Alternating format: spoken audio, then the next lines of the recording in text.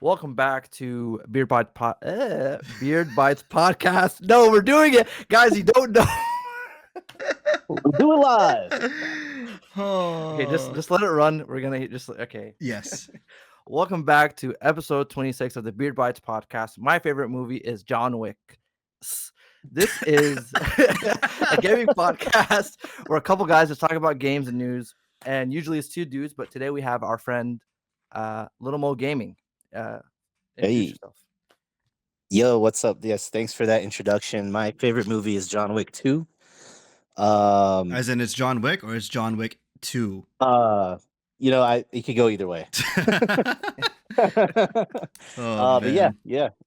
Nice. Yeah, Well, I'm happy to be here for sure. yes, happy to have you. Welcome to the Thank show you. podcast. We don't know what we're calling it yet, but it's something that we do every week. We have a fun show for y'all, podcast, whatever. For you guys today, we're going to talk more about the Steam censorship updates, some GTA 6 rumors, which is always fun. Battlefield 6 reveal was talked about, and then also some more Xbox news. This one's more about their games, so all around just more else for Xbox. But yeah, let's go ahead and get started.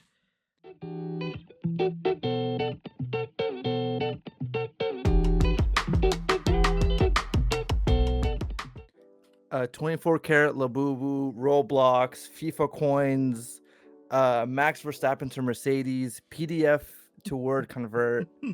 Sorry, I'm just trying to get all the buzzwords in there. Oh man, dude, I sound like I am some guy that just got hit with cosmic knowledge and I'm just spouting out words, you know. The prophecy. You're just spouting out the words of the future. Yeah. But I'm just trying to get, people to watch the podcast. It's working. Getting more Yeah, people every day. I thought we were playing Jeopardy. I was gonna say, what is brain rot? Yeah. Skibbity toilet Ohio is Kaisen at level 10 yeah. My little brother was over this past week and he was telling me about like, oh dude, like you should watch. He's like 7 for context, and he's like, hey, you should, look up this and look up that. And he's showing me like the brain rot of today that people are into. We had YouTube poop, and they have brain rot. Dude, some of this is crazy. It's like straight up just like AI generated like garbage that just like music. Italian brain rot specifically. Yeah, ballerina cappuccino. Yeah, it's wild, dude. I'll send it to you after, Muhammad. But like, I don't know why. I don't know where this is coming from, but it's super nonsensical. It doesn't make any sense. It's just like words that rhyme. Jeez. Maybe that's why I like it. But yeah. I mean, I feel like I've seen my share of brain rot like on TikTok here and there, but I know there's stuff I just don't know about. No, there's new tech being invented literally every day. There's probably a new brain rot right now coming out. Oh god. Yeah. I only recently learned what aura farming is from my little brother. Oh no. Oh man. Aura farming's great geezers, though. Bro. Oh man. Well, before you guys, get put in the grave, what did you do this week, Ahmed? Man, I was just playing more Death Stranding. It's Death Stranding 2. It is my it's my comfort game at the moment. I am just building roads and currently have like almost 250,000 likes. But basically just means everyone's using my roads, bro. It's great because every time you log in, it's just like everybody loves the stuff you do, so it's like very validating. Yeah, there's some interesting moments. I did get a spoiler because of TikTok, which I'm low-key annoyed about, but we're just gonna keep continuing. I think I'm like chapter 9 and I'm like 42 hours in, and I have like a 35-hour limit of a game where like I after 35 hours I'm like, please, I want this game to be done. I think I'm gonna hit that at like hour 50 maybe of this game. So interesting. Okay, so it's longer for this one. Yeah. It's okay. So I'm vibing with it, man. Nice. So nice. Okay. Yeah, I just doing that and just rewatching Attack on Titan for the 3rd time. So yeah. That's a fun experience. I'm watching it with Ahmed like occasionally. It's jumping in and out of certain episodes, and like we watched. I won't say what happened, but like we watched. Have you seen Attack on Titan, Muhammad? Oh, absolutely. Okay, we got to the reveal in season 2 of some pivotal characters, if that makes sense. Mm-hmm. Yep. Yeah, and so we were watching with a friend who hadn't seen it yet, and they were like, Oh, "What?" Like they obviously, right? Because you have no idea before that yeah. point, so it was a great experience. But That's awesome because like I remember coming up like, so that was actually spoiled for me. I forgot who it was. Salim. It was from, or Ahmed. It was from one of our friends at the time when we used to hang out with that crew. Yeah. I forgot who it was. Somebody had mentioned it. So that little aspect was spoiled for me, but it was spoiled for me in a way where I didn't know exactly how it would happen. So it was still kind of a shock for me when I saw it. Like it's Oh, it's nice. an awesome moment. Okay. Yeah. Nice. Okay. Well, what did you do with your week, Muhammad? What did you play? What did you watch? Anything interesting? Yeah. Yeah. So I'm the same, playing Death Stranding. Kind of that same cozy game kind of feel, just making deliveries, building roads, and all that. I think Ahmed is way further ahead now. I'm still on chapter 4, but I'm kind of taking it slow. Um, I like what you said though, and you said that by hour 50, you kind of start to feel that you want this game to be over, and I think that's how I feel typically with most games. But coming from Death Stranding 1, Mm. I remember like I could not give myself that feeling until I've hit 5 stars on everything. Oh, dude. Dude, that was tough, dude. To do that is oof. Yeah. It was, so that's like, that's what I'm trying to do. So I'm taking that slowly, but I've also been playing a lot of arcadey games, if that makes sense. Okay. So Like like what? I recently picked up on Switch for a pretty good deal at Walmart. They had Cruisin' Blast and Street Fighter Anniversary collection. Oh, Mm. nice. Yeah, so I was like, these are games I've had my eye on, and Cruisin' Blast. I'm a big fan of Cruisin' USA on the N64 and the Switch version. I don't know if you've played it. I think it's like a port of the current arcade version. Really, really fun. And just that and Street Fighter, like if I just have 10 or 15 minutes before bed, like I pull that up and play. So I've really been trying to put a lot of time into that, and then I'm rewatching Dragon Ball Z. Oh, Nice. Yeah. Are you watching Kai, or are you just watching like the straight like OG one? No, just the straight OG one. dang man, it's Raw I'm on Dog the- in the OG. I mean, it's how I came up with it. I've heard good things about Kai, but I don't know. I just something about the OG. I'm on the Cell games right now, which literally got me into the show as a kid. Oof, It's my okay. first time watching it as an adult, so it's really interesting to see how I feel about it now. I'll be honest. I don't think Cell Saga is the best saga. Oh, it's not. Yeah, I think that Boo Saga is the best, personally. 100%. No, Oh, yeah, thank God. dude. Okay. Thank I was the gonna say Lord. like, Okay. I feel like the Gohan moment in the Cell Saga is one of the best It's good. pieces. for sure. It's Yeah. okay, in my opinion, one of the best pieces of arts. Where he Yeah, gets 100%. it's great. Don't get me wrong, Cell Saga is fantastic. But nothing beats seeing those fusions for the first time. Dude, those fusions were sick. Like Yeah. Fair. every single one. Like there's no like comparison in my opinion. Like Yeah. I mean, that's the thing. Like when I was a kid, I remember, like before I ever watched anime or anything, I was just flipping through the channels and I get on Toonami and I see like this kid in purple fighting this big green creature, right? It intrigued me. I was like, what's going on? And then imagine the first scene I ever saw was that scene. Like it was the scene when Gohan like took out Cell and his dad came up behind him and all that.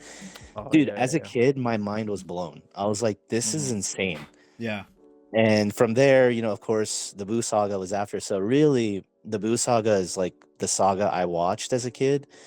But it all started with that Cell episode. So, but I agree with Yeah. you. I think the Boo Saga overall is better. But yeah.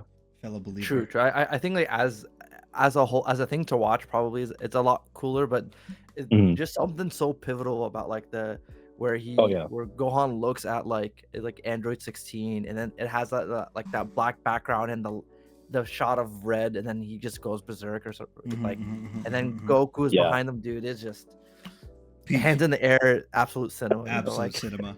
Yeah, For sure. Nice. Yeah. Nice.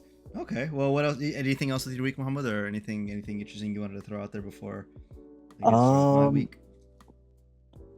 No, I mean, like I said, just really watching that, and then with the arcadey games, like that includes like kind of shmups and stuff. I don't know how into it you guys are, but like I've been really trying to play like a lot of retro like shoot 'em ups and stuff, like Radiant Silvergun. I don't know Oh, if you've played that, okay, yeah.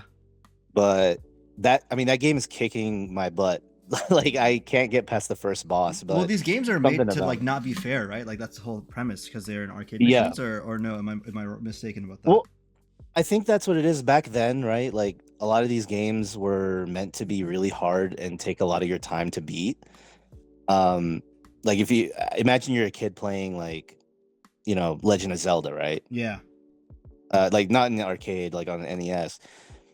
You're learning how to play. There's no online walkthroughs or anything like that. That culture doesn't exist yet. yeah, So I think they designed these games in mind with, like discovery and taking your time and learning it until you're ready to buy your next game after you've put hours and hours into it. And I think that's with the true. shoot 'em ups, especially with the arcade ones, I see what your point is now, that like, yeah, maybe it's a way to like get more money, right? Like you Yeah. in the arcade machine, but yeah, no, I think there's something about it, Well, that whole dynamic goes out the window when you have it for home consoles. Like Right. so now it's like a question of like now it's just truly difficult for the sake of being difficult. Mhm. So it's like you gotta Yeah.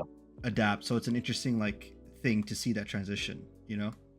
Yeah, and just like trying to get good at it. Like that's I mean, didn't Dark Souls, I think when Dark Souls first came out, or like people were like hyping it up, saying how hard it was, they compared it to like old school games. Yeah. Saying that was kind of like what it was going back to. So Yeah, it was just very unfair. So it's like one of those things where it's like if you're playing it and you're like, dude, this is Mhm. hard, and it's like, well, the only thing that's making this difficult for you is like the amount of time you want to invest in getting better at it, right? So it's like Yeah. that kind of vibe. So people that's why I think the formula hit so hard when it first came out. People were like, oh, this is sick, like I can Yeah. get better at this from just practice. So nice. Yeah. Okay. Yeah. Yeah. Dope. So my week was pretty chill. I played Lies of P. I'm playing the DLC right now. Okay. Really liking it. It's still really good. I found like the claw weapons, like the Wolverine claws, and so I'm gonna try to beat the DLC with that. It's like pretty fun and like what? No, it's just because like I just for some reason I just can't get behind those weapons. So it's just Same. But I thought noise suppression was on, so just ignore me, bro. No, you're good. You're good. No, same. Like the same. I have the same kind of like vibe with it generally, but this game makes them feel really good. That's why I'm trying. I was surprised, honestly. Wow. But overall, I'm liking the game. No issues so far. I'm like going through some of the bosses, some of the areas. Some of them are like it's like dealing more with like eldritch horror type stuff in this version of the DLC, at least where I'm at, and it's really cool to see that. Especially since we haven't had a Bloodborne in years. Right. And then I'm also playing. So I've talked about this game before a little bit. I'm playing Into the Breach a lot more on my phone specifically. It's been on the mobile for a while, and I just didn't download it because I'm like, oh, it's a Netflix game. Like I don't care. Like I don't really want to download it, play it, and whatever. And go through the Netflix hassle. But this week I was like, all right, let me just give it a shot. I downloaded it and it works flawlessly. It's seamless. You just have to have a Netflix account and it worked perfectly fine. And it's, what game is this? This is Into the Breach. So you might like this actually. It has like a retro vibe to it, but the idea is it's like an isometric strategy game where you have perfect information, right? You know what the enemies are going to do. You know what their damage will be. And what you're doing is you're piloting 3 mechs on your team. Each mech has their own time traveler in it. And each time traveler, whether you level them up from previous timelines or like you level them up just based on like that time traveler has just abilities inherently. The mech has certain abilities and the time traveler paired with it can give that mech extra abilities. And so they're able to like move around the field. Your goal is to like achieve the objective in each like zone. And like, for example, it's like, protect like the buildings and defeat 6 enemies in this map, Right. So you're trying to figure, okay, with this perfect information, how can I solve the problem of this turn to where I can achieve some of the goal that I'm trying to achieve while also still protecting like 1, my mechs, and 2, like the surrounding buildings and things like that. So That kind of it kind of sounds like Advance Wars, does it? Is it a not like little that? bit. It's a Kinda? little like that. Okay. Yeah, it's not as Okay. complex as Advance Wars, or rather, it's a different kind of complex, if that makes sense. Yeah, that makes sense. Yeah, it's really good. I honestly recommend you try. If you have a Netflix account, you could download the game for free, quote unquote. I mean, you need the Netflix Okay. account, but it's on Google Play. It's on iPhone, I think, as well. So definitely recommend it. It's super, super sick. No, that's cool. Yeah, I'm Yeah. gonna check that out because I've been wanting something on my phone just to play at work in my downtime. Oh, brother, let me introduce you to Balatro as well. Balatro is Oh, Oh. I know Balatro. yeah, that's what I'm saying. You already know. Yeah. Nice. Okay. Bing, bing, boom, bing, Bing, bing, bing, bing, Well, that's bing, cool. bing. Yeah, no, it's a very fun game. Definitely recommend it to anybody who hasn't tried it. Other than that, I don't think I've played anything else. Sorry, I've also played more Civ 7.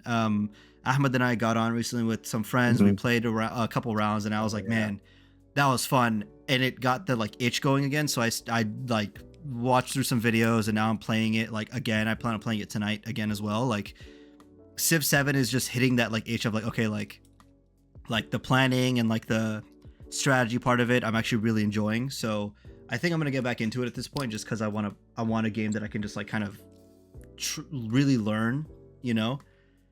Yeah. Dude, I don't Yeah. know. I was thinking about it, like, cause I feel like anytime Civ comes up, there's always a discussion between like what's the best 5, 6, 7, or 4 or whatever. And there's just something about there's too many changes in 7 that make me annoyed. Like, so we played with a group, like it was me, Hedy, and like 2 other guys, and dude, I was getting my teeth kicked in because so they got rid of barbarians in favor of city states that can be hostile, right? So in the past you would have like these NPC like minis of like one city civilizations that you can befriend, and they would give you like a boost to your culture or science or technology or all this other Right. stuff, right? But now the city states, they can give you a boost to whichever kind of facility, but by default some of them are going to be hostile and just start attacking you. So I was like peninsula by 2 of them, and I'm like, they took 2 of my cities, and I'm like, dude, I am gonna punch the screen. Dude, Ahmed was And going through it, dude. He was getting destroyed by these barbarians. I felt Yeah. so bad for him. Dude, it was so annoying. Like I lost 1 city up north, 1 city down south, and then someone's like, hey dude, I just got 90 freaking gold per turn. I was about to freaking MK like Mortal Kombat fatality my monitor, dude. I was gonna punch a hole, freaking do some fatality shit. I couldn't. But Your arm comes out of the other person's screen and actually hits him in the face. literally, you know what it's like? You punch through the middle of the thing, and then pick up the processor, and it's like pumping, like and then fatality, it's like a heart. That's like The liquid coolant. Yeah, exactly. Man, Oh he was God. upset, dude. But Yeah, I was having fun sounds with like- it. I was the guy with 90 gold a turn, you know. I'm enjoying it, but yeah, I am curious to see if this enjoyment will last. But yeah, so far so good. Other than that, I didn't really do much of anything else. Yeah. I wanted to ask you. You say you're playing the Liza P DLC, right? Yes, sir. Are you feeling like? Are you? What's the word I'm looking for? Are you feeling like you're getting soulsed out, like with the gameplay, or Nah, it's good? So the thing is, I'm playing Night Rain also on the side, just like here and there. Uh-huh. Liza P feels so different and so like unique compared to that, where it's like, okay, cool, like I haven't hit like a Bloodborne-esque type game since Liza P first came out, and I played through that, you know. Right. So this is hitting that itch of like, okay, like this is a Souls-like, but it's like a different kind of Souls-like. I'm also a huge mark for those kinds of games, so I don't mind them being like, you know, I don't mind the feeling of it. I think my tolerance for it is a little higher just because of how much I enjoy them. But yeah, yeah. I mean, they're fun. Like there's, I don't think there's like some of the most quality games are the Soulsborne, like Souls-like games. And I asked because I saw today that Wu Chang, that there's like a new there's another Wu game coming out, Wu Chang. I think that's like the 3rd Wu game in the past like 3 years that's come out. Yeah. There's Wukong, and then Wulong. Well, Yeah, I'm not even joking, dude. I'm not even No, trying and to do that, but yeah. They're But even making a Wu-Tang game, I think, like oh in yeah, like a year. okay, yeah. Okay, it's like a separate game. It's like one of these things is not like the other. Yeah. But yeah, no, I saw that and it looks good, like it looks great. But I just think like, man, like, would I want to play that or Lies of P? You know, like Okay, I will say this: I don't generally pick up any Souls-like game unless it's like very specific, like right. Like I picked okay, up like all the From Software games, and I've picked up Lies of P. I cannot think of any other ones at the top of my head that I also picked up that I'm like, oh yeah, like this is also a great Souls-like. Not because the other games are bad. I just had to be really convinced that like, oh, this is like worth your time. So I guess right, yeah, technically speaking, to answer your original question, I'm not Souls out, but I also don't engage in every single Souls like that does come out, if that makes sense. yeah, that makes sense, yeah. Yeah. So Okay. yeah, that's how I look at it. But I'm willing to give stuff a shot if it comes highly recommended from someone that like I know. Like my brother really recommended, or my cousin like really recommended Lies of P originally. So I was like, all right, let me try it out. And he also recommended the DLC. So like, all right, let me try it out. And here I am playing it, wanting to play through Yeah. the entire game, which I think I will. So, yeah. Other than that, I think the only thing left in the Our Week section is just wanting to shout out the emails. We have beardbytesmail@gmail.com. If you have any questions or wanted to send us any mail, you could do it that way. Beardbytesmail, BYTES mail@gmail.com. And Muhammad's YouTube channel, you can find it at Little Mo Gaming, which we'll link to it in the descriptions as well. Yeah, I mean, what videos are coming out on your channel, Muhammad, before we get to the news? So I try to do a weekly video, just commentary with some gameplay. I call it Little Mo Gaming at Lunch. Nice. Guys, wait, I'm gonna tell you, sometimes he's not at lunch. Yeah, you need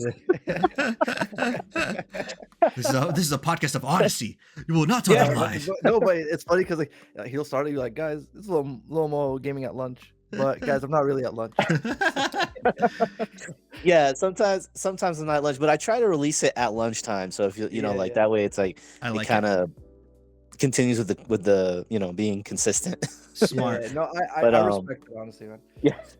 I am gonna be recording a video soon. I haven't done it yet. I'm working on it, but I want to talk about games that I dream of playing.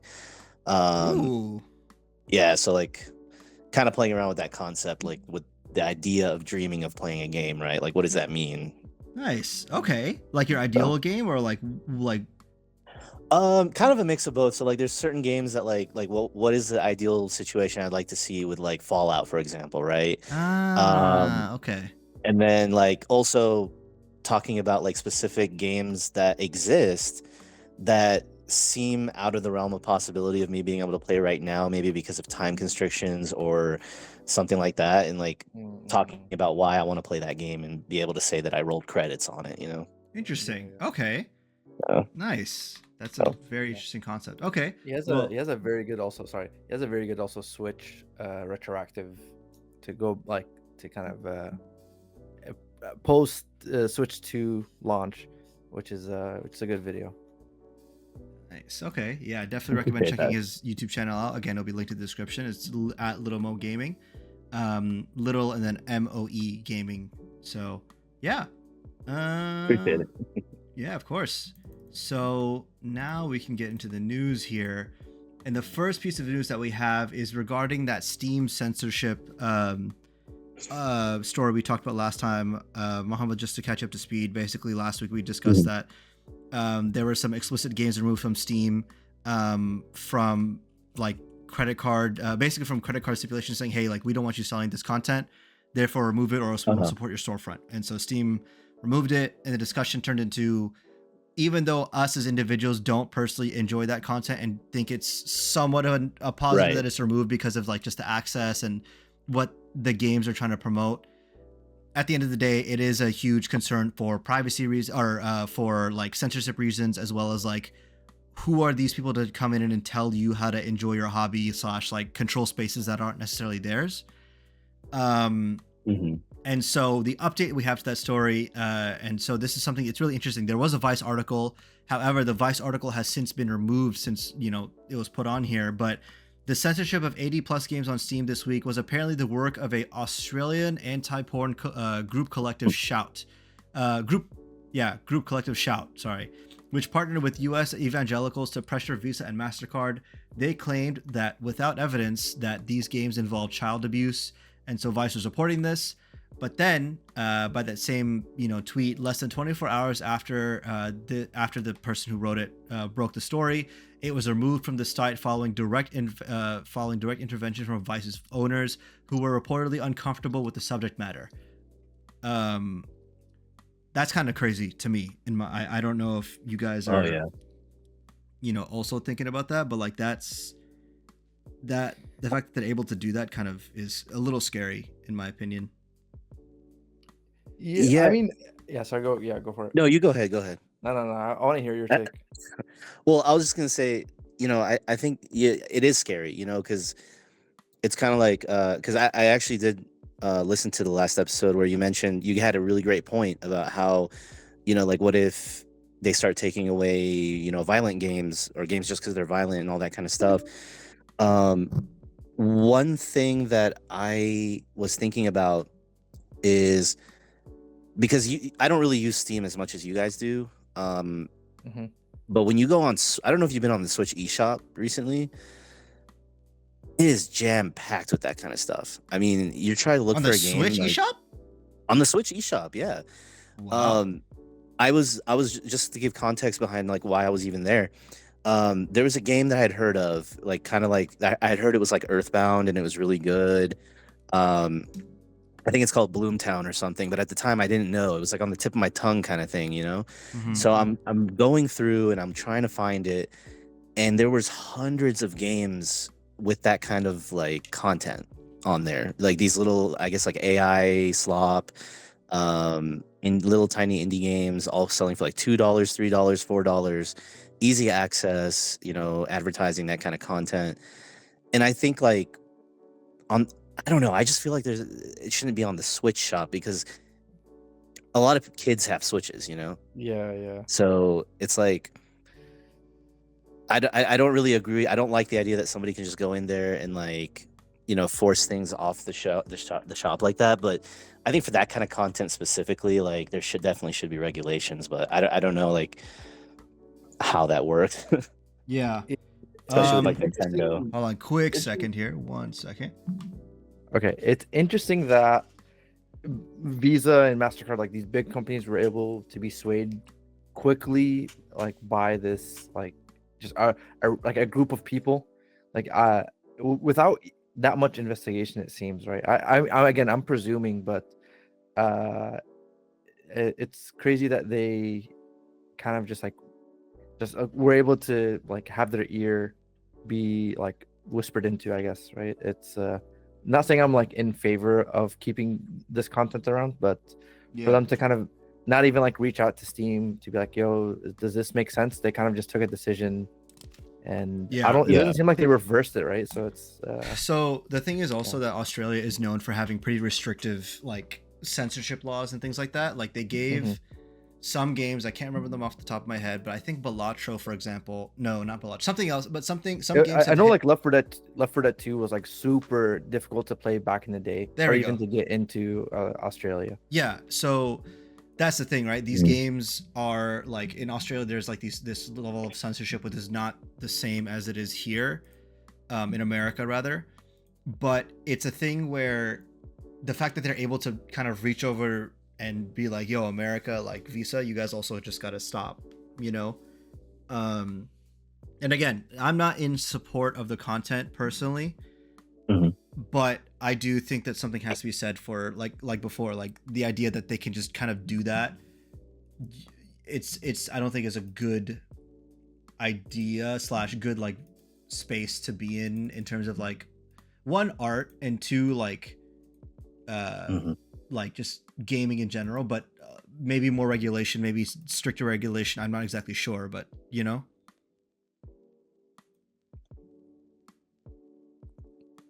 Yeah, no, I agree. I mean, it's definitely like concerning.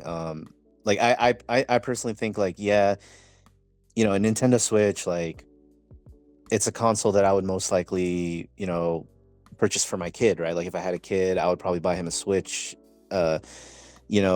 instead of a PC to start, and I wouldn't want him to have easy access to those kind of games. But that's a different kind of situation. Like with Steam, um, yeah, I mean, it's just like the idea that they can go in there and just like do that. I mean, it makes me wonder almost like, is this something that'll be addressed by the Stop Killing Games movement? Interesting. I don't know. Man, Like, does this count as? I don't know, because the Stop Killing Games movement is. Oh, actually, no, that's a good point, because I was gonna say it's a company kind of going in and taking away like a service that they used to offer.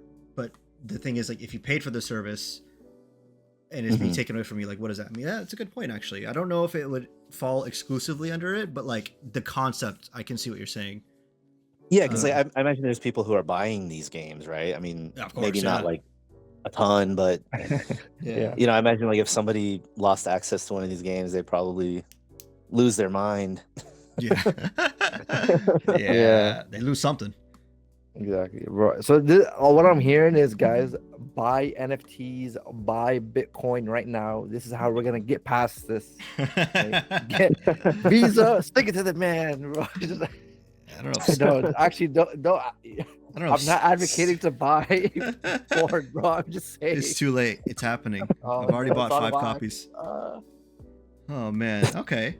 Well, so the thing is, when it comes to games like these, like, I'm sure they have their fair share of criticism. You know, we're obviously not huge fans of them, but at the end of the day, we can all agree that, you know, the criticism we offer is valid criticism, right? Like, it's something that we believe in, and something that we're saying from a place of like, hey, like, this is why we don't agree with it. You know, can I say that's like, that's fair? Yeah, That's fair. Yeah. Right. Okay. So, you know, let's take that same kind of vibe and let's take it over to Ubisoft, right? When the Ubisoft game is announced, when the Ubisoft game comes out and it doesn't really get good reviews, do you guys think that it also comes from the same place of like, hey, like, there's some serious issues with this game? Like, what do you guys think about those kinds of criticisms for those kinds of games, specifically Ubisoft games? yeah. I have a thought on this, in the sense that I like Ubisoft games. Okay. I'm gonna put that out there. Not a lot of the modern stuff, mostly like, you know, back in the day, Assassin's Creed, Far Cry. You know, I really love those games. I mean, some of them were game changing, and to me, you know, like Far Cry 3 was probably the first open world game I played, besides Fallout 3, but you know, like the first like modern open world game. And I think as time has gone by throughout the generations, there's become a lot of hate building for Ubisoft, and there is kind of a culture of, oh, Ubisoft is releasing a new game, let's hate on it, right? And sometimes it's valid. Like, I'll say that straight up. Like, I mean, Assassin's Creed Odyssey, for example, right? I played that game. I played put a lot of hours into it.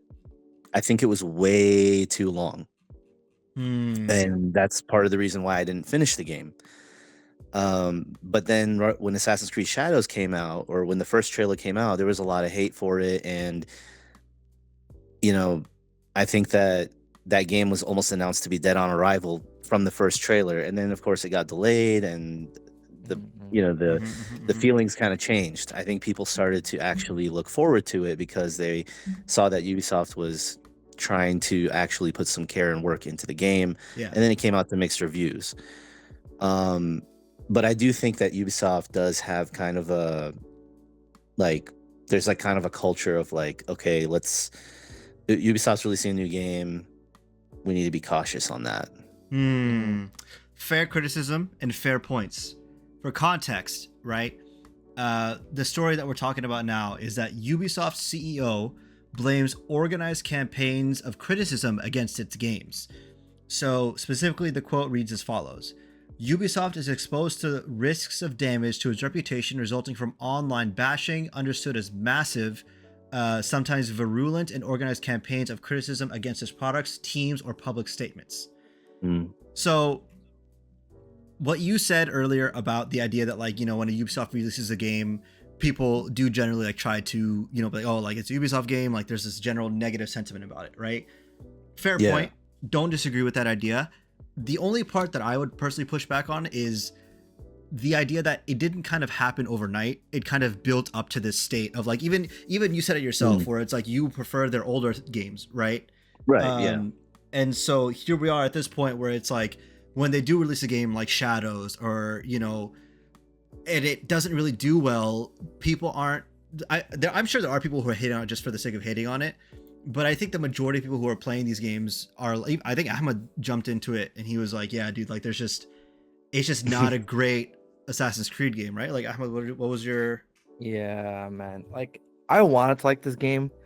Like, I think with Ubisoft, everything felt kind of like formulaic, right? Like, it's the same way like people argue or discuss how gaming is getting stale, where games are being made like in a focus group where people really resonate to an open world game with collectibles and that has some crafting, has some light stealth, has this. Now you get a setting that people really like and just throw it together and okay, that's a recipe for success. It doesn't seem like there's a desire to craft something that feels interesting, right? Which is crazy because Assassin's Creed had one of the most, like, between 2 and 3 had the most unique story of, we're going to put you in this machine that analyzes your DNA and it tells you about the history of your family, and dude, you're related to this really cool assassins guy, let's look at him, right? Like that whole concept, like, it wasn't just you're gonna play an assassin. They had this whole like ethos and world built around it that made it feel very unique. And now it's just, okay, bro, just go to a random point in history and you're this guy now. It's like soulless. Yeah, it's very, I see what you mean. Like there was a lot of heart to it back then. It was, I mean, dude, I remember Assassin's Creed 2. Like when Assassin's Creed 2 came out, that was at that time, like that was probably my favorite game of all time. Like at the time, right? And just waiting for the next game and the next game, there was always like this hype building up. Like I would go to every GameStop midnight release to pick up the next Assassin's Creed, and everybody would be excited. Oh, we finally have multiplayer. Oh, we're gonna see what happens to Desmond next. I'd say that was kind of like up until Black Flag, right? And then after Black Flag is when that all kind of. That's the general consensus, right? Like Black Flag was like the really good, like the most recent good one, and then after that, it's Yeah, it's tough because like I think with Shadows specifically, I think it was just wrong place, wrong time, sort of, right? Where I think right now the internet has like a very heavy like red pill manosphere kind of vibe, and then there's also like the left wing side of the internet. So when the anti-woke mob saw Assassin's Creed Shadows, they didn't even criticize the game for the sake of like why I would criticize the game. I'm like, I'm tired of Assassin's Creed and Far Cry in the formulaic sense, but they're looking at it because like, why is a guy that's not Japanese wearing a samurai suit? That's how they were looking at it, right? Or like, why are you playing as a woman type? Like, yeah. So for me, I was just that part for me is why like I can see where they're coming from, where they're like, they're sort of being targeted by like non-gamers in that sense. But they're also not making good games to begin with, in my opinion. So that's like a sub point. I was always confused about that. Like, why were people so upset about Yasuke? Isn't he a real samurai? So yeah, exactly. So it's a weird thing where when the game first came out, like Ahmed and I had this interesting conversation of like, yes, Yasuke is a real samurai, and yes, like he is a historical figure, and it's not a bad thing that they included him, but the fact that they happened to do it in like the fact that they zeroed in on the one African American character in like the Japanese history that was a samurai, and like it felt as though that they were trying to hit like a bunch of boxes and say, oh, like, look, we have this, we have that, for the sake of being different versus for the sake of like interesting like storytelling. And Ahmed, I don't know if you I will say, I think the bulk of the story, like you're okay, I'm just Mohammed, do you care if I just go into the game or talk about it, or are you gonna plan on playing it? I do plan on playing it. Like I actually have it, I just haven't played it yet. So definitely talk about it. If you could just avoid major spoilers, I guess. I'm not gonna spoil it, right? I'm gonna say cool. so. The game starts off pretty strong. They're like, yo, in a very stylized way, in kind of a it literally only does this at the beginning and at the end of the game, where it gives you this Quentin Tarantino-esque villain, like a gallery where you're like, yo, these guys, they just kicked off the story, and then now they're the bad guys, and they look super like, oh, you're gonna learn a lot about each character. You kind of don't end up learning about anything, and you don't really see Yasuke's story or Naoe's story actually play out up until like the last 80% of the game, where they flesh out something super crazy. You're like, dude, you could have made the whole game just about this. Like, they could have had the whole game like okay, this isn't a spoiler. The game starts off with Yasuke as like a slave to, like, or I guess like a helper or whatever to the Portuguese like priests. Yeah. And I mean, historically he came as a slave, like. Yeah. But like not in like the what American sense of a slave, but like it's like, oh, here's someone that's like, it's like, I guess you would consider as like a servant, like a caddy boy kind of thing, like someone that's always following around somebody else kind of thing, right? And he gets like basically emancipated by like the Oda, I forget his last name, like the one of the clan leaders, and he becomes like this great figure. They don't touch upon the whole Portuguese backstory and like any of that stuff, like anywhere in the first 80% of the game. Is just shoved at the very end. It's like, dude, this could have been a much more compelling story versus like, okay, let me go kill the next guy on the list. That's like I think they dropped the ball heavy there. Like they could have silenced the haters if they just kind of like leaned into what made this character compelling, instead of just making him like, oh, and you have one character that's strong and one character that's weak but sneaky, and it's like, okay, that's I wasn't a big fan of that. So I guess to bring it back to full circle to the quote from the CEO, the reason I ask these questions and bring this up is because, while yes, I agree with you, Muhammad, that some people, I'm sure, like, there's a campaign of just like, oh, Ubisoft game, automatic trash. It's like, no, like, give it a shot. Like, honestly, like, it could be good or whatever the case is. But then you have games like Star Wars Outlaws, I think was the latest one that they released, and like the latest Star Wars game, and it just was not a good product. Like, it was very buggy. It wasn't very fun from a lot of people's perspective. So then, like, this attitude of the CEO being like, oh, it's all because it's organized hate, our games are actually good. It was like, no, dude, like, your games have genuine problems, but you're refusing to fix those, and it's just going to keep tanking the reputation of the company, you know? Exactly. Like, that's definitely... Sorry, go for it. My bad. No, you go. I was just going to say that, so the CEO, Yves Guillemot, basically came out and said, oh, the reason why Star Wars Outlaws wasn't selling well is because people don't like Star Wars, which is one crazy take. That's like one of the pillars of like pop culture. You would argue, like, even nowadays, right? And go like 2 years back or 3 years back, there is another company that made a third-person action adventure Star Wars game, like Respawn, and that, like, I'm not entirely sure, but I'm pretty sure it's more well received than Outlaws, right? So Jedi Fallen Order and the sequel, Jedi Survivor, Jedi Survivor, like, people really love that, and it's like they're just not doing it the way they used to be, man. And that's the sad part, because like Ubisoft made some amazing games, man. Like they've been in the industry for so long, right? Like, I think I'd heard that. I think like Eve's brother, or like it's like a family that owns it, and I think the brother made a company called Gameloft back in the day or something. That was really, they made a lot of like influential games. And it's like you said, right? Like Star Wars Outlaws, I wanted to play Star Wars Outlaws when I saw the trailer. I didn't pick it up because of the word of mouth and like what I heard about the game being trash.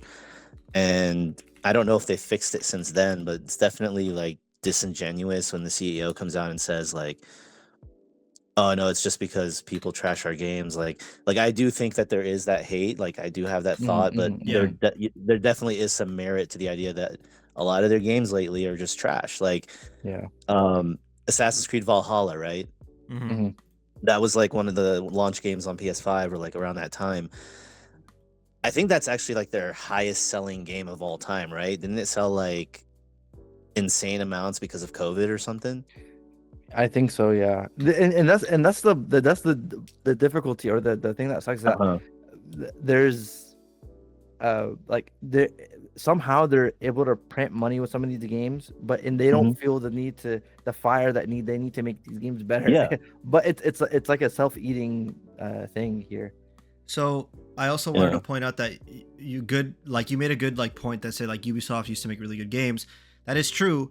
However, the people that made those games are not at the company anymore. They've left. Right. They're off doing their own thing. Like case in point, I think in my opinion the game of the year, Claire Obscure Expedition 33, was a Right. team Yeah. that had some ex Ubisoft devs, and they left, and their reason for leaving was like, dude, we did not get to work on what we wanted to work on. Like for example, right?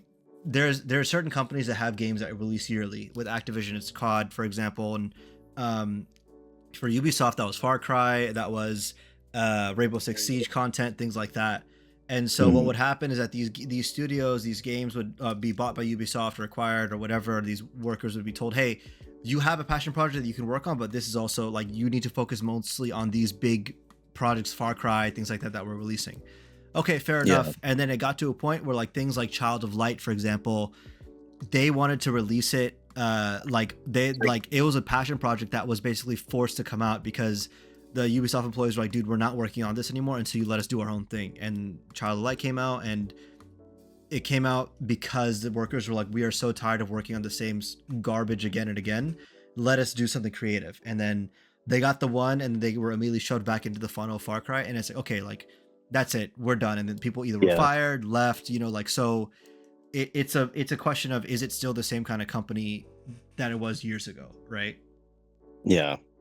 Um, yeah, I honestly don't know. I am curious to Mhm. see like what exactly this will mean for Ubisoft if they don't fix their attitude. I'm of the opinion that I think Ubisoft is on its last legs. I don't think that they can Mhm.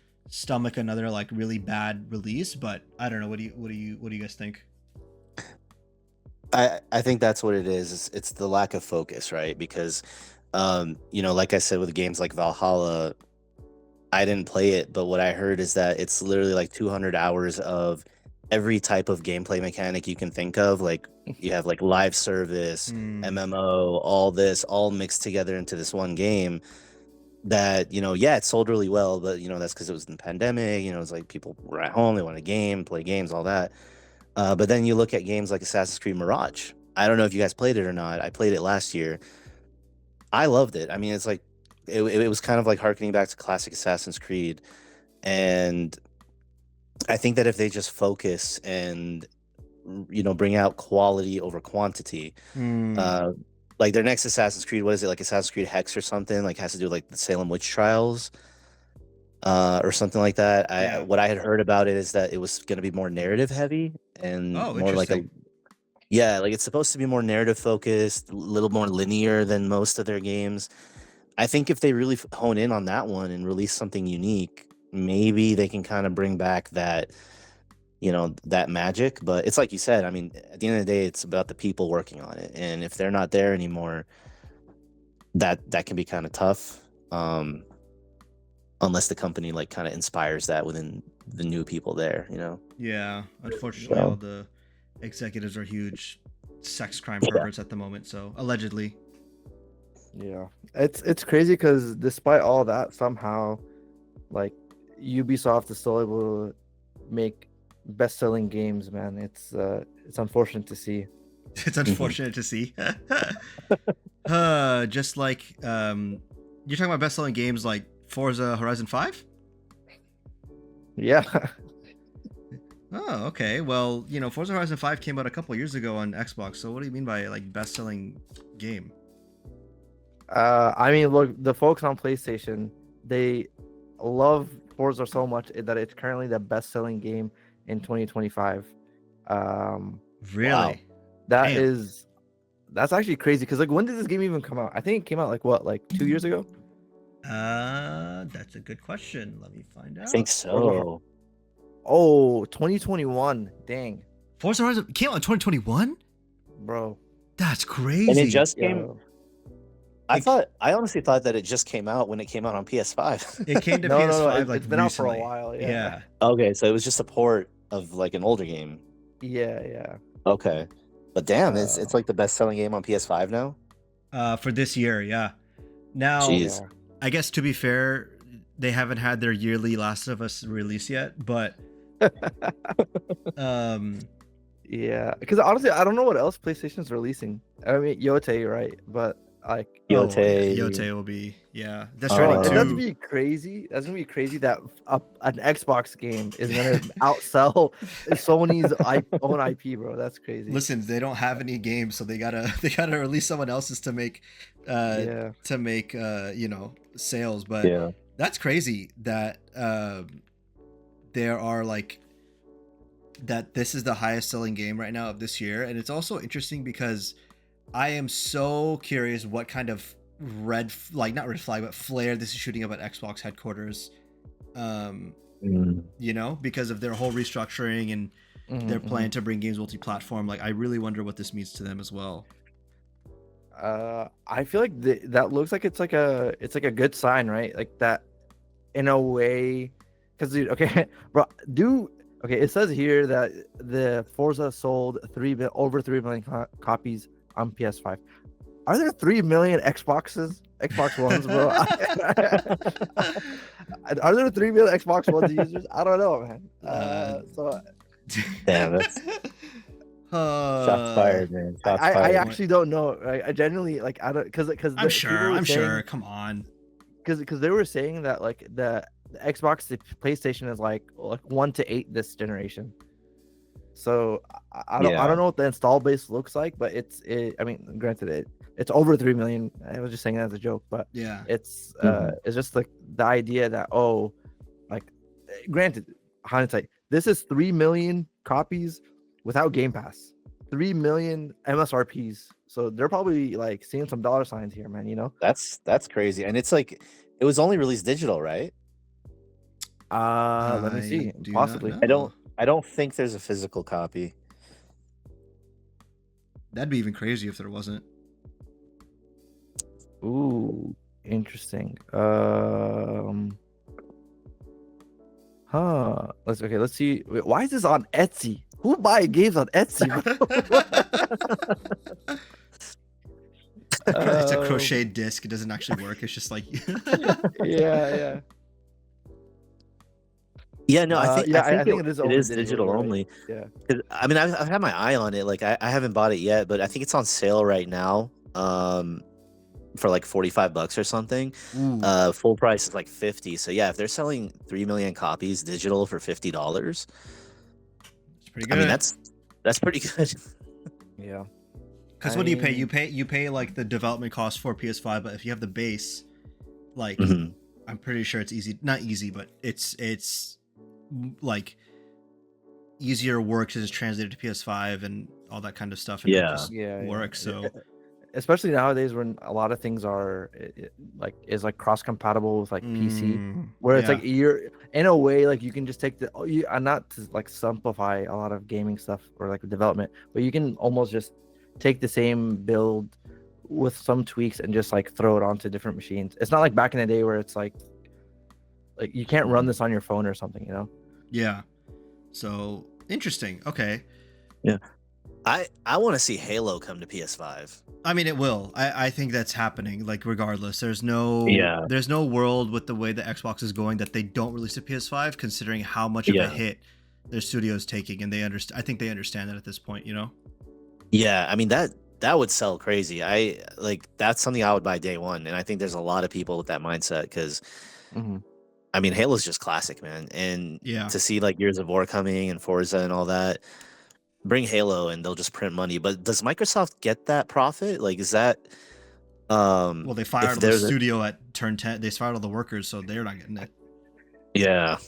So I think from like the breakdown usually is that you like I think blindly like it's like 15 to 20% goes to the platform, right? So in the case of, or I think even like 30%. I think in the case of like Steam would, like, if I'm not mistaken, would take 30%, And so you can imagine that 30% goes to wherever you're gonna play. They like Xbox, PlayStation, Nintendo takes their cut, and then the rest of the 70% would be divided on like between the publisher, developer, and like whoever else like kind of has their foot in the pie, right? But considering that Microsoft is both like funding the publishing and the development, so they just eat that whole 70% is my guess. I see. Yeah, so we'll see where this goes. I don't. I mean, I don't expect that they will not do this. Like, sorry, I think that they will do this again in terms of releasing just games on PS5 now, because that's just free money on the table at this point. You know. Mm-hmm. Oh yeah. Yeah. So nice. Okay. Speaking of free games coming out, that's not true. This game, I don't know actually if this game is free, but I don't know if you guys saw the 2XKO has announced their open beta for September 9th. It'll be available at Evo, I believe, is what they said, for playing before the open beta. But with this trailer, they announced a new character, Vi, from League, Arcane, all that stuff, which is to no one's surprise, right? Muhammad, have you played League ever? Like, no, I actually I'm not really savvy on League. I don't know much. Okay, about no, it. that's fine. That's fine. Yeah, no. Yeah. Ahmed and I have enough degeneracy for the three of us, essentially. Have you watched Arcane? Have you watched Arcane? I haven't watched Arcane, but I've heard a lot of good things. Amazing. Go watch it. It's great. Anyway. Absolutely recommend. Okay.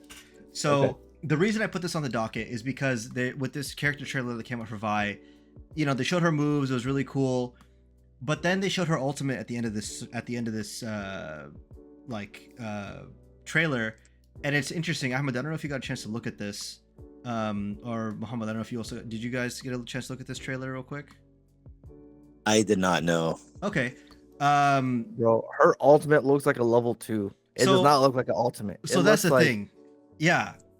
That's exactly right. The thing that people are kind of clowning this online for is just to name a few of the quotes. Turned off her body cam, Timu off-screen hockey, the ultimate is implied ultimate references to Arcane Season 2, implying they have a good story instead of actually having one. It's real quick for context, right? You see the character wind up to do the ultimate, and usually when you're expecting ultimate, you're expecting like, oh, you're gonna punch the guy, you're gonna punch your enemy, do impact frames, you're gonna see something dynamic, and like that it's gonna be like a dramatic show. This, imagine, is just you see someone wind up, they're glowing blue, they go into the animation, they punch, and then it cuts to them. You just see their fists kind of flying, bang, bang, bang, bang, bang, and then just one uppercut, and it's like, yep, that's the ultimate. But you don't see any like relationship to who you're hitting, what's going on. Like, is the dude bleeding because you're punching him so hard? No, none of that. You're just seeing you're doing some punches, and then you're doing uppercut, and you're like, yeah, that's the ultimate. And so I guess people, like, granted, this is like one of the, like, with Arcane, it's like now you have like one of your most mainstream characters, and like they're getting this treatment. It looks really off. Exactly. And so I guess for more context, the entire ultimate, she looks like she's just punching the edge of the screen. The other character that she's punching is only visible for like 2 like shots at the entire ultimate. And so like the question I posed to you guys is like, is this like a weird one? It's weird, I think, right? But like, I guess the question is like, does this bode well for 2XKO? Because I feel like if you're a really big budget fighting game and all this stuff, having an ultimate like this either is like a budget constraint kind of thing and like a resource constraint thing where it's like you don't have the resources to just make it as dynamic as Ahmed was saying earlier, or is it like no, this is the visual identity for the game, like this is fine. And so the question is like, is that good, bad? I personally think that this looks off, and I'm surprised that it's like I don't mean this in a way that the game looks bad, but as like that the ultimate is as low fidelity as it is,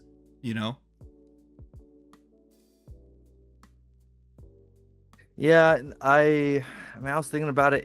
It's just weird because there's like 2 sides, right? Where like Mortal Kombat, right, has like if folks have played Mortal Kombat, they give you like the fatality, and then they give you something that you can easily do in the game by pressing the two triggers, doing like the X-ray moves, right? Yeah. At first, you're like, oh my god, the X-rays are the coolest thing ever. I could see the dude's rib crack, and then his knee went into his stomach. Oh my! But then, like, you play like 10 matches, and you're like, I'm so sick of seeing the Dude, same yeah, for real. animation. Like, get Dude, this. Yeah. that's exactly how I feel, because I recently picked up, or not picked up, but like I got into Mortal Kombat 1, and I don't know. I mean, I like Mortal Kombat. I like playing every new one, and I was excited to see like the new X-rays and fatalities and all that. But the X-rays, honestly, they're kind of boring now. Like, I Yeah. think they've kind of lost their novelty. Like back in Mhm. Mortal Kombat 9, like there was such a novel thing, really cool. I remember when we would play, like people would get pissed when we use. Yeah. Oh yeah, bro, because you're sitting there, you're watching a freaking like cinematic, the Snyder cut, bro. You're Yeah. just sitting there, put the controller down. You're not playing. I think I remember actually that you had like a thing where you didn't like to use them, right? Yeah, I got sick You of said them, it was like honestly. a cheap way to win or whatever, and my brother Wyatt, he would use it against you all the time. Yeah, because bro, you just sit there, press the two triggers, and then it's like, okay, 50% of Yeah. your bar is done, and then you grab popcorn and just watch the credits roll. It's like, oh my Yeah, god. Yeah. man, classic. But yeah, no, like I just think that they're so boring now. Like I suck at doing fatalities, so like I don't get the opportunity to see them as often, you know? Mhm. So like I like the X-ray because it's like an easy way to see some cool animation, but yeah, no, I haven't seen the trailer that you're talking about, but I saw, like I caught a glimpse of it. Like, are they showing it kind of like from the view of the person that's getting hit? No, that's the weirdest also part. Like that's something that I would have appreciated, because it's like, oh, it's unique, like, but no, it's like a third person view of her punching like a wall essentially, and it's like you don't see the wall, you don't see anything outside of her, like of her punching, and it's like technically yes, they are capturing what her essence of her character is. She's the punch character here, but Yeah. it just seems like weirdly lazy, you know? Yeah. I think I feel like Riot has got hit with some layoffs, and I think considering, like, like Marvel, like Tokon, right? Yep. It's gonna have a 35 character roster, and then apparently the rumor, or I don't know if it's official, but 2XKO is supposed to have like a 10 character roster. It's like it feels like they've been prototyping this game for such a long time, and they're at a point where they're like, maybe we can get this like into sort of a free early access state, just like to throw it out there and let it be its thing. That's the vibe that I'm getting. Because like it's not the first time that League or Riot does like refreshes or like does another pass over characters, right? Like I think like League at the moment with like their 150 characters, they do refreshes like for some characters that haven't been updated since like 10 years ago. So I wouldn't be surprised if they refresh it later, but it's just interesting that a game with so much swagger is not drop the ball here. But does it have the exaggerated swagger of a New York teenager? Yep. Oh man, that's so good. Well, you know what has absolutely zero swagger at this point in time? Freaking Splitgate, bro. Did you guys hear about this? Bruh, listen, man, I'm just gonna say they should have taken the $1 billion, bro. I don't know. They are fumbled the bag crazily. Yep. Anyways, sorry. So, context-wise, Splitgate 2 unlaunches studio to cut staff ahead of 2026 release. So, such a weird like thing going on here, but the basic gist of their long tweet that they put out was like, we heard your feedback and we agree with you. We were launched too early. We had ambitious goals with Splitgate 2, and in our excitement to share it with you, we bit off more than we could chew. We rushed certain features, made some bonehead mistakes, and most importantly, we didn't give you the polished portal-filled mayhem you fell in love with. So we're going back to beta. We'll be heads down until next year, rebuilding major parts of the game to create the spirit of what made Splitgate special. That means reworking progression, game modes, whatever. things like that, and they're open to more criticism and information as to like what we have to do. But they're also shutting down Splitgate 1 servers because they're costing a lot to keep up, which that makes sense. But like this is such a weird tale because Splitgate 2 kind of opened up with like the idea where the guy was like, oh, we're gonna make FPS great again. And then people were like, dude, you're launching a battle royale. Like, it's the same thing that all the other FPSs are doing. You have like $80 cosmetics. Like, what is going on here? And now we're here. I don't know. What do you imagine buying an $80 cosmetic and then they say we're shutting the game down, bro? I'm gonna riot, dude. Freaking punching everything. Yeah. That's crazy. I don't know. I don't know, man. I might come off as like cynical to the multiplayer genre, but I just think it needs to stop, man. Like don't get me wrong, I'm not saying multiplayer games need to stop. Like, they're good games, we need them, but it's like you said, like, how many more battle royales can come out and be successful? Or like games like Marathon, right? Like, I don't know. Like, I just think a lot of these companies are really putting their resources in the wrong place. Yeah. I can agree with that. I think it's also like they were so confident in Splitgate 2 being better than Splitgate 1, and for it to come out and be like, oh, it's actually not that great. The question now becomes like, dude, like, unreleasing a game is a really bad idea, and then like if it's not good the second time it comes around, this is done, because like you guys are closing down Splitgate 1 and you guys are like, like that. It's such a weird space to be in, if that makes sense. Yeah. I mean, the thing is, they could have just left the game as is. I don't know, like, is it the cost of like running servers like so high? Like, why can't you just have games like run as is? I've like, because things as a service, you want people to play them. I think you lose so much momentum when you take things on and off, right? Like that's the same thing that happened with what's the game called?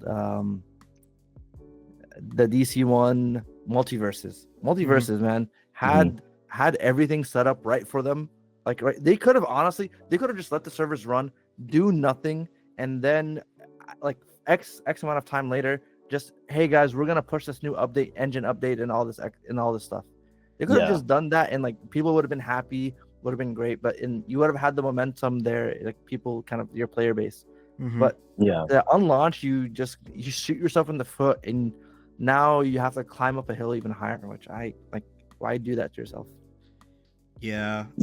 I think it's the overconfidence as well that's like really funny to me. That's like really clinching this whole story. Like, you came out here, it was like, we're gonna make it great, and then it's like, oh, actually we have to unlaunch and we have to lay off like our team, and it's just like, all right, man, like, clearly you don't know what's going on. Do you think that it's just gonna wind up as like the same way Concord did? Like, do you think there's a chance that it might just end up failing completely and dying? I think so. Yeah. Honestly, like, it felt just like Halo. I didn't feel like I was playing anything different. Like, it had a better like TTK where like you're not just like dropping a bunch of like 5 clips into a guy. But I didn't feel like the hook to be like, yeah, I really need to get in here and play this. It just felt samey, man. I don't know. Yeah, I didn't really play Splitgate. Does it have a big player base that if they kept it online, like they would still have people playing? No, they lost like 80% of their players in like after a month. Jeez. Yeah. So, man. See, that's what I'm saying though. Like, because I feel bad for like, like Marathon, right? Like Bungie, they had something good on their hands with Destiny. I think Destiny does have its merits. I played like I'm like OG 2014 Destiny, like Peter Dinklage is when I played, like which I think is non-existent now, right? Like none of that, all that stuff is gone. And then I think they got rid of a lot of the newer stuff too. And now they're coming out with Marathon, and I just think like, man, they have such potential to make an amazing, like first person game, single player with like a cool multiplayer mode. I think that would be Mhm. awesome if we went back to that. You know, like what That would be cool. what Yeah. happened to that? Like, I think just Damn. having to focus 100% on multiplayer and all these games end up feeling samey like that. I don't know. Mm. I just think it takes away from the quality of it. Like, give us something with a campaign that has a good story, great gameplay, and then a great multiplayer mode where we can continue to enjoy that gameplay outside of the campaign. I I think that was a great formula back in the day that has kind of been lost. Yeah, man. I agree. That they don't see the path for money, so that's why that's Mhm. why they're not doing it anymore, unfortunately. Yeah. Yeah. Which is a But I little mean, at the end of dumb, but yeah, it's not like they're making money with these games anyways. Like, I feel bad for I don't know if you heard of Fair Game Dollar Sign. What is that? I don't remember who's making it. Let me. Oh, I Fair forgot Games. Yes. This is a Square Enix game, right? That was like the heist game. Yeah, Oh. that one. Yeah, we talked about this a while ago, but essentially it was like oh, we're gonna be the next heist game, like Payday, move over, like, Yeah. and it was like you guys are all trying to steal like something from the bank or whatever, and you're competing against each other, and it just massively flopped. Like no one played it, and I think it shut down within like a month or two, right? Yeah, I think if I'm not mistaken, I think this is the original producer on not Half-Life, Assassin's Creed 1, Jade Raymond, I think was behind this game. Oof. And it flopped heavy. Yeah. It's like it's like games like that, with like such big names behind it, just chasing the trend and failing. And it's like, just do what all these other companies that are succeeding are doing, and you'll make money. And then you'll make another game that you'll make money with, and go on that way.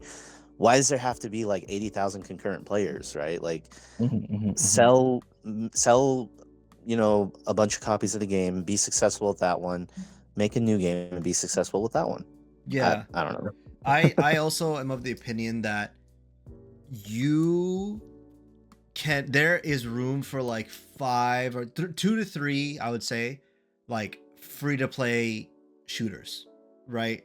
Yeah. Specifically like battle royales and things like shooters in general, because I would say battle royales occupy that space.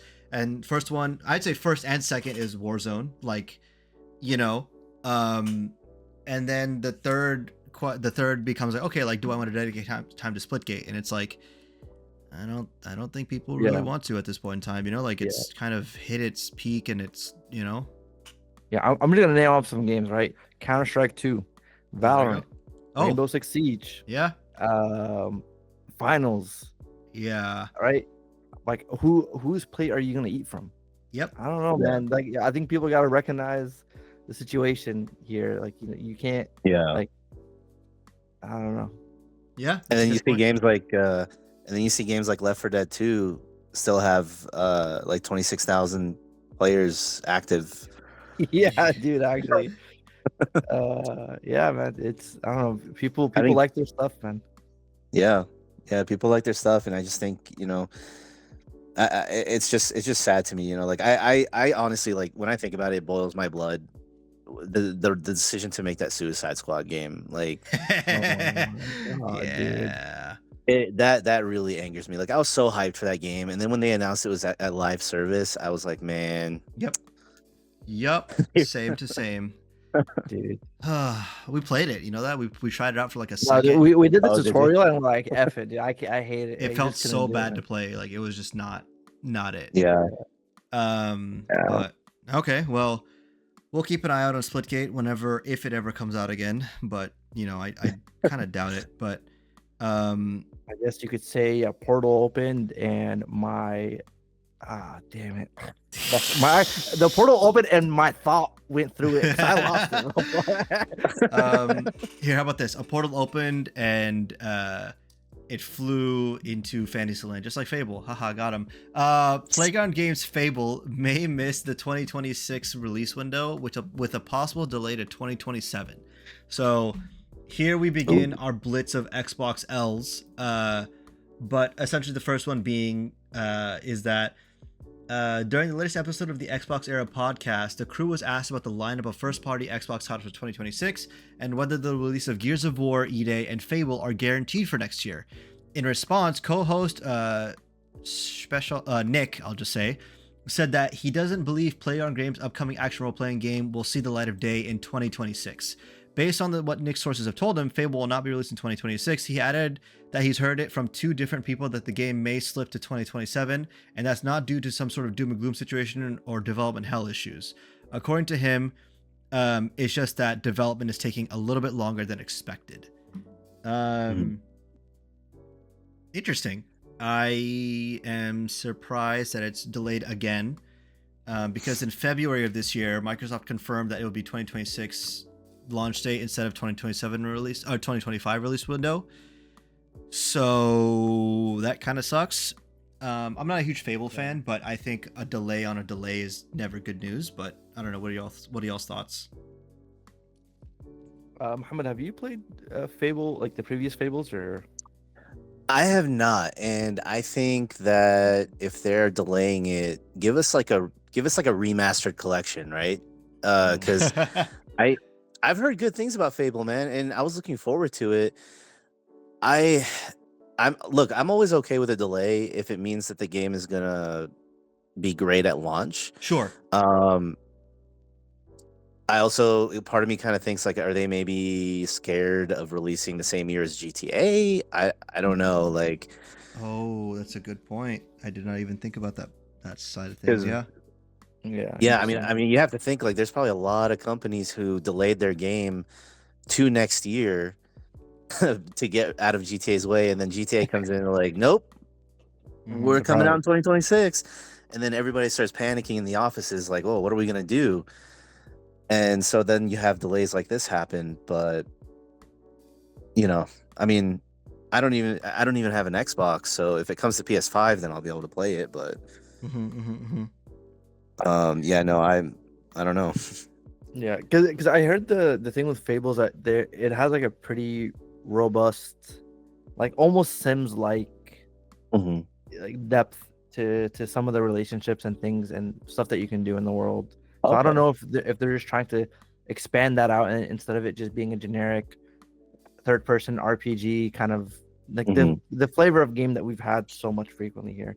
I'm curious to see if that's why, like that their style of game is taking a while to make, right? Yeah. Because I haven't played Fable as well, so but I've heard people saying, "Oh my god, dude, I married like this person in town, and then I killed the dog, and I did this to the shopkeeper," and it's like, okay, Wow. this seems like things are like there's like a karma system.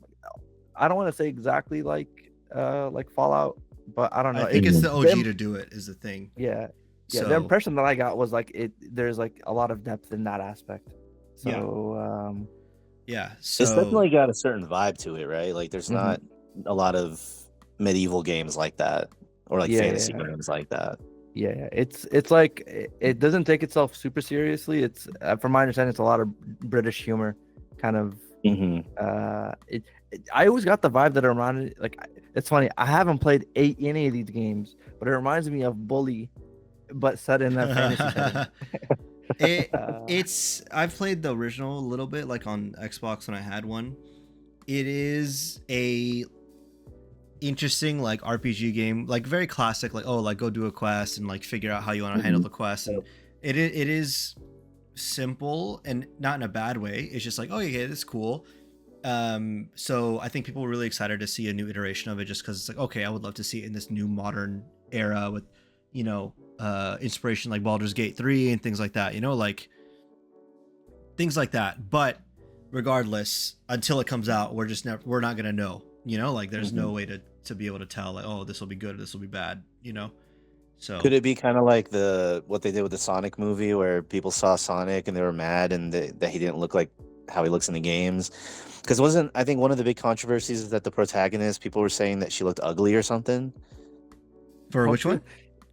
For Fable. In Fable. Oh, I don't know. Is that a thing?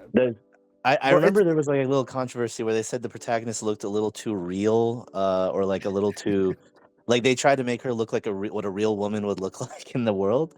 Yeah. And a lot of people were mad about that because she wasn't like this like super sexy character or whatever, like Stellar Blade kind of character, Yeah. You know what's crazy? I'm pretty sure the character creator there's a character in Fable. Like, what people are Yeah. upset. Like, I don't know if they're gonna go to a default like you can't create a character. Like, what people are fixated on the wrong thing. I don't know. Like, that's my Yeah. understanding. Actually, Yeah, I let me don't know. confirm. Fable character. Yeah, I don't know creation. either. Yeah, bro. Well, until it's out, we won't know, and we'll find out. I do wonder if they are gonna charge. I wonder if they're gonna charge $80 for this game by the time it comes out. I don't know, man. Yeah, because the reason I say that is because The Outer Worlds 2, which we talked about previously, being the first $80 game that Xbox is going to release, is dropping the price down to $70. Quote, "We're focused on bringing players incredible worlds to explore and will keep our full price holiday releases, including The Outer Worlds 2 at $69.99, in line with the current market conditions. Users can receive refunds at point of purchase starting today/tomorrow." Wow. Yeah, I am shocked. Genuinely, I did not think this was going to happen. Like, go for it. Sorry, go. No, go. You go. Go ahead. Who's going? Ahmed's going. All right. Look, it's. I don't know if they just realize they don't have a heater on their hands or that they are just facing so much bad press after laying off. I'm gonna like out of the 9,000 people, maybe like 6,000 of them were Xbox. I'm just making the number right because they said majority. So I don't know if they're just like, listen, bro, we gotta get some good graces here. Just flip the script and go forward. It's interesting because I feel like I don't know if this game would have been even worth $80, but yeah, I don't know. I don't even think it'll be worth 70. Damn, really? You don't think so? Well, I don't know. I mean, I didn't really. I played a little bit of the first one, and I know this one's gonna be bigger and better and all that, but I don't know. I mean, isn't it kind of like Clair Obscur was 50, right? Yep, Clair Obscur was 50.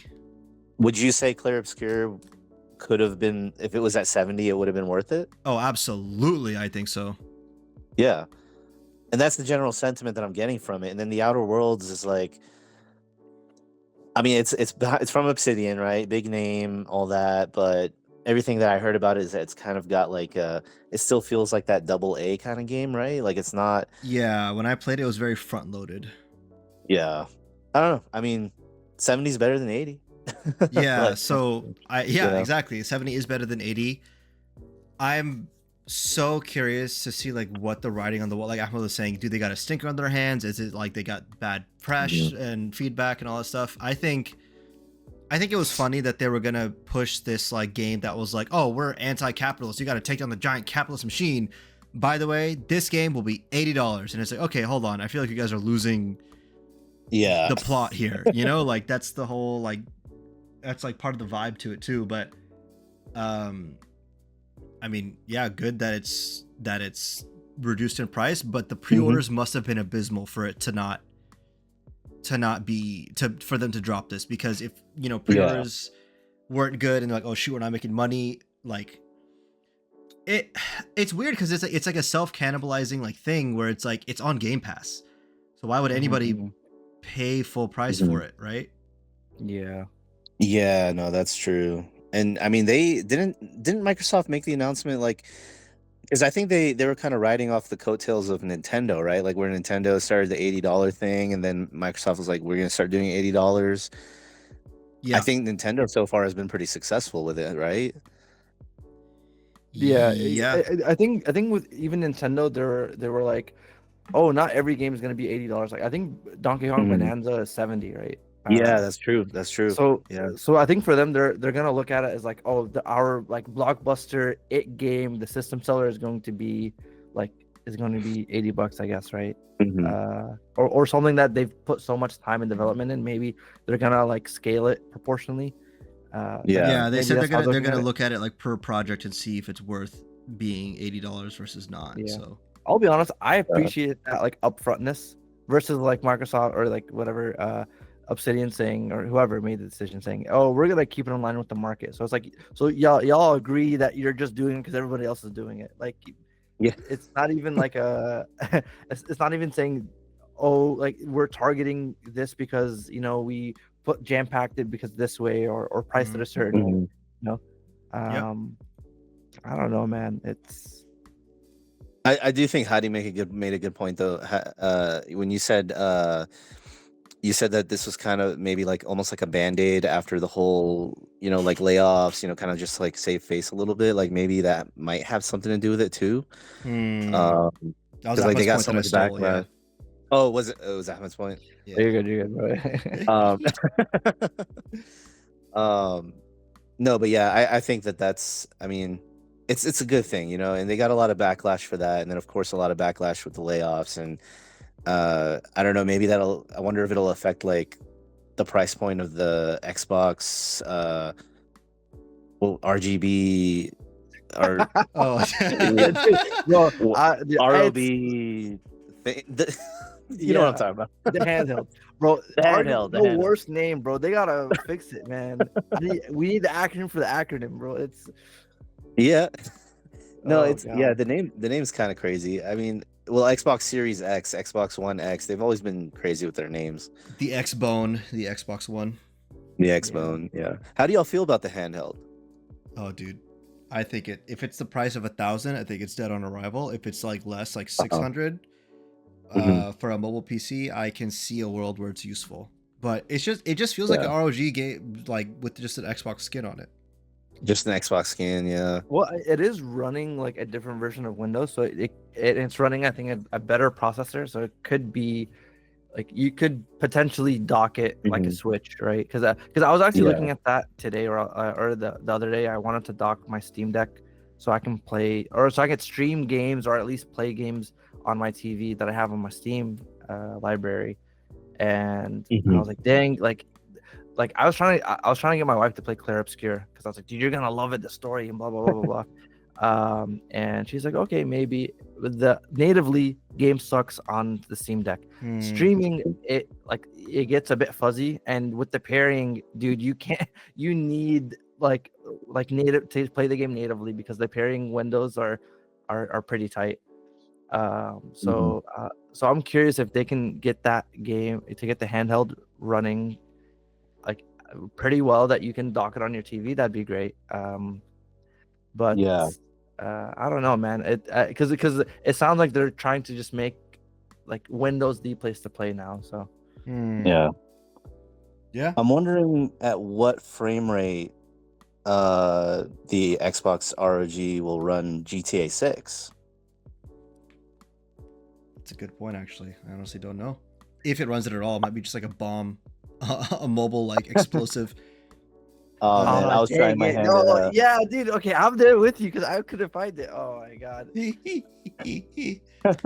No, I know. I was trying my hand at one of the classic transitions. Oh no, we killed that story because it was too rumor.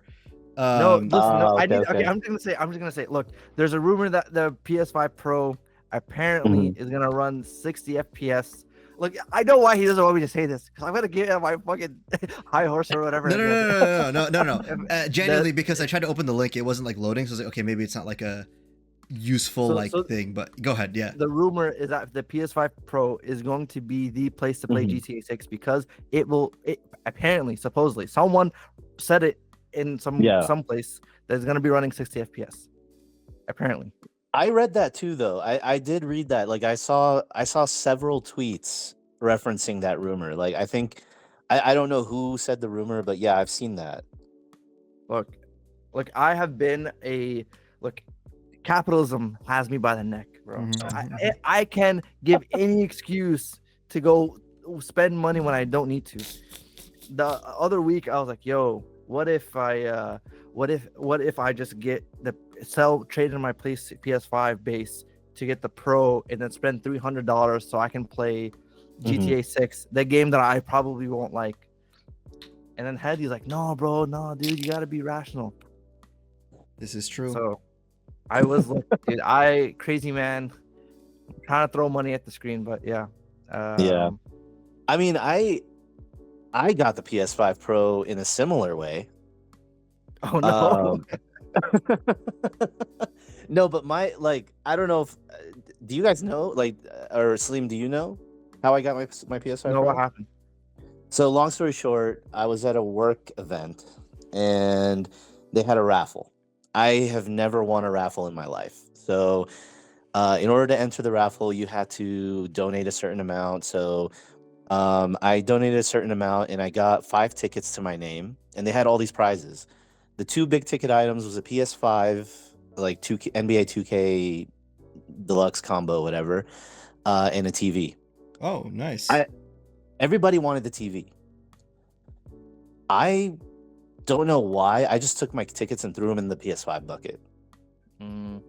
Even though I had a base PS5 too, but I put it in a bucket, and lo and behold, I won the PS5. Oh, nice. So yeah, and my area manager was kind enough to. He literally like met me. He's like, "Here's the receipt if you don't want to keep it or whatever. Here's the gift receipt."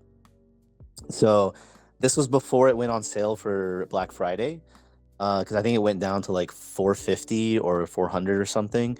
So I traded it in, and then I had a beautiful Starfield Constellation Edition just collecting dust in my closet. Ooh. Nice. Yeah, because I jumped into the hype for that. I wanted the watch that's with it and all that, but I didn't buy an Fair. Xbox. So like I kept it sealed, and I was like, we'll see what happens. Maybe I'll get an Xbox. I never got the Xbox, right? Because I mean, Why we would you? talked about Yeah. that. So I was like, well, let me sell this. I sold it, got about maybe 2 to 250 for it, and I used that to pay off the rest. And so that's how I got it. Nice.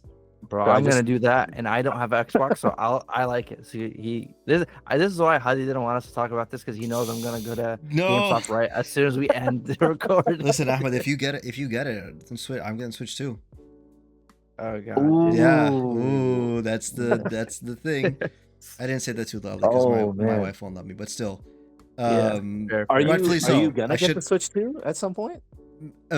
way down the line. I have no need for it at the Uh-huh. moment. I may not ever need it. I'm giving it like the year Uh-huh. before I'm like, oh, maybe I'll buy it, but I have no Yeah. reason to purchase it at this point. I'm just messing around. I'm not actually gonna get it. Just Same. saying, Just everyone get it else to should buy play. PS5. Get it to play GTA 6. Yeah. At the rumored 1 FPS 60. it'll run. Yeah. Yeah, but Well, the rumor was that the GTA 6 will run at 60 FPS on the PS5 Mhm. Pro. Dude, if that's the Pro, then everybody else is screwed. There's no way that like the base PS5 will be able to run it at 60. Yeah, Well, dude. well, that was the sentiment around the Pro when it came out. I think a lot of people, there's a lot of people who are saying that this is essentially a GTA 6 machine, and that the GTA 6 is what's going to sell it. So I don't know. Yeah. We'll see. Yeah. So I I honestly, bro, think stocks are gonna be up, man. Yeah, I'm well, just saying, bro. are you committing insider trading right now? I'm on the outside. Yeah, that's true. Yeah. Okay. But maybe some insider knowledge Oh yeah, about what you got? Zenimax. Ooh, okay. What about Zenimax? Is that so? Amongst the layoffs and everything that happened, the last couple of weeks at Microsoft, Zenimax, who are the developers of Elder Scrolls Online, they had a project that got canceled, and everyone thought it was just subject to all of the Microsoft fluff. But the rumor is that they are actually being moved on to support Fallout, which I think I guess it kind of gives an insight as to how Fallout 5 got greenlit recently, right? Even before we saw any gameplay of Elder Scrolls 6, they were like, okay, that next game is ready, or the next game is going to be is ready to work on. So do you guys feel any type of way about this, or do you feel like you're excited to see that maybe we're going to get Fallout sooner, or just I don't know, any takes here? I mean, I am bummed that because the thing is, this ZeniMax was they were working on another online game, right? Like a MMO. Yeah, I think it was called Blackbird or something like that. It's called Blackbird. It had a unique kind of art style. Yeah, and it was supposed to be an MMO. So everyone's like, "Oh, this is the game. Everyone loves it." And Phil Spencer couldn't put it down every time he played it, and now they're like, "Oh, actually, you know what? Die to go build Fallout." It's like, all right, man. It was almost done. What kind of why are you killing passions just to fulfill some like arbitrary like desire, you know, like I don't know. I think it's a bit much. Like I'm not saying don't make another Fallout, but did you really have to kill a studio's project to like do that? I don't think so. You know, like I'm sure there were plenty of people who would have been passionate to work on Fallout. Yeah, that's like Fallout is great. I love Fallout, you know. Yeah. One of my favorite games of all time, but you know, if there was something in the works that, you know, had potential, it just doesn't make sense to do that, especially with I mean, right now I don't think people have Fallout on their mind as much as they have Elder Scrolls 6. I think that's what people are really waiting for right now, especially with the show. You know, we have that to kind of scratch the itch. I mean, didn't he call it Fallout 5? So I think that he said the show when he are you talking about the show, right? Yeah, like I think I heard he said that he considers it like his Fallout 5 or something. Yeah, so I think he was talking about it from the angle of like making a game, like or like how do you like approach something from like a production standpoint, because like I think game develop show adaptations, it's like, oh, let's just like take this like Last of Us, let's just take the script and kind of run with it more like 90% of the way, whereas like Fallout felt like its own like it's like lore, it's like canon to the Fallout universe, right? Like the show itself is there. So I think he was looking at it from that lens of like, oh, how do I build upon the universe rather than just like, hey, let's just remake Fallout 3 as a TV show. From that angle, I think is what he was talking about. Yeah, I just don't think that we're like, I don't know, me personally, like I'm not in a rush to get Fallout 5 or the next Fallout. I think, you know, they need to take their time on it, you know, especially since Elder Scrolls 6 apparently is probably going to run. I don't know. This is a rumor I heard, but apparently there's a possibility that Elder Scrolls 6 will run worse than Oblivion remake. What? That's I don't know. That's what I heard. Like apparently it'll like when you compare it like graphics to graphics, apparently it'll look a little worse than Oblivion remake because Oblivion used like Unreal Engine 5 and Elder Scrolls 6 is still using like the same thing that Starfield used. Oh god, bro, they deserve. Well, listen, we can't stop. They're using toothpicks. It's super toothpaste, bro. What? Disclaimer: this is a rumor. We don't have proof, it's a rumor, but it's a rumor. If that is true, oh my god, dude, what are they doing, dog? But crazy. I mean, that was, yeah. No, go ahead. It's fine. It's you, man. It's you. It's me. Man, I was gonna say like, imagine that this game releases and it's like it does play worse, and people are like, what was the Sirius Black 12 years of it in Azkaban, like the same kind of like, just it's been I think 7 years since they announced Skyrim 6, so Skyrim 6, bro, man. Skyrim 6. Whatever, you know what I mean. Unplug the PlayStation, the Nintendo, whatever, you know. Yeah. The one thing that's interesting, I think, is that because technically speaking, like Zenimax and Bethesda have some overlap, but they are supposed to be different entities, right? It's interesting that I don't if this rumor is true, right? That Zenimax employees are going to be working on Fallout, like that rumor. It sort of implies that either someone that's at the parent between Bethesda and ZeniMax, I don't know if it's Todd Howard that like somehow oversees it, or if this Phil Spencer or somebody coming in and saying, hey, we're going to move resources cross team. That like, look, that sounds interesting. Or like from that, not to say like, oh, like go mess up people's livelihoods and go mess up people's projects that they're kind of pouring themselves into. But it sort of like because Microsoft has a problem where they have the portfolio and library of games, but they just can't make games, right? Yeah. If you look at Perfect Dark, it was supposed to be a sort of like an immersive sim style game. They have a studio in their portfolio, Arcane, that is one of the best people to make immersive sims. Like they could have just said, hey, Arcane, you guys should take this Perfect Dark game and go ahead and make it. Like, so that thought process that they can like leverage the strengths of their studios to work on catalogs would be interesting to see if this is what this means moving forward. Because otherwise, like they're sitting on gold mine, but they don't they're like assigning the wrong people to the wrong places. I think sometimes, and maybe if they can fix that, they can hit a gold mine. Yeah, well, probably not though, considering they'll just be like, oh, actually, Fallout 6 is almost done. All right, you're all fired. Just get rid of them. Fallout 5, whatever the hell, you know. But damn. Yeah.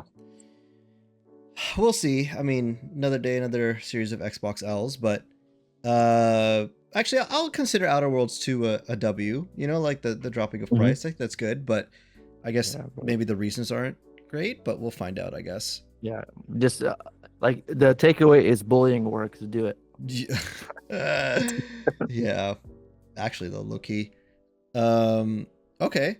Well, that concludes all the news that we had. Anything you wanted to let the people know, Ahmed and Muhammad? Anything interesting, or you know? You got any closing remarks, Muhammad? Yeah. I would just say, we're in a time right now where there's a ton of games coming out, a ton of crazy stuff. Like this year, just with Death Stranding and Clair Obscur alone, and everything else in between. I say if you're confused about what to play what you want to play, no matter what it is. Just pick a game and play it, and enjoy the moment that you're playing it, and move on from there, and don't stress about it. That's a good point. Yeah, enjoy what you want to enjoy.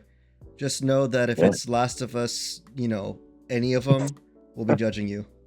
No, there's only one Last of Us that's worth playing. It's a PS3 version of Last of Us because it has Last of Us factions. Please bring it back. All right, I'm cutting it there. Thank you guys for listening. Thank you, Muhammad, for joining. You guys can find his channel. It's youtube.com/@littlemogaming. We'll put the links in the description, but appreciate you coming on. No, thank you for having me on. It was a blast. Yes, of course. All right. Have a good one, guys.